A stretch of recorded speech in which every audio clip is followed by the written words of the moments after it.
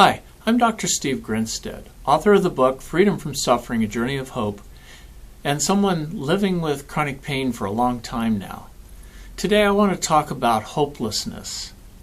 Actually, I want to talk about hopefulness, but we have to look at the other side before we get to hope. We've got to come out of despair.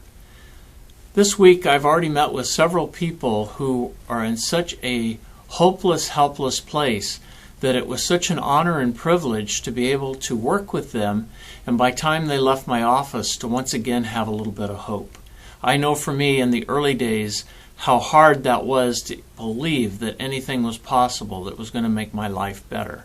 I was in a deep, dark pit of despair, and if I'm not careful, I can find myself back in that deep, dark, chronic pain trance again. Over the past decade, there's been several times when I've come close to succumbing to the siren call of the hopelessness. And many people living with chronic pain can understand exactly what I'm talking about.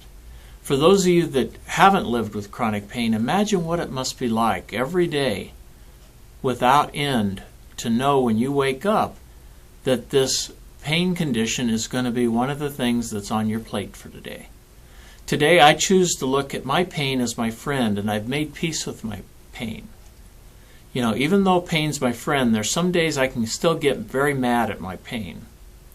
And that doesn't mean that I'm going backwards necessarily. It just means that I need to be open to learn from my pain and see what it's trying to tell me. When I have a pain flare-up today, I know one or two possibilities. Number one, I've done something physically that I shouldn't have done. Or number two, I'm not dealing with something emotionally or psychologically that needs attention.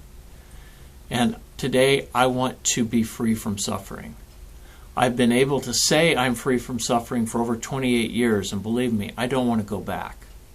I believe that freedom from suffering is a right, and I also know it's a responsibility. It's a responsibility to be proactive. So please, be proactive in whatever your endeavors are.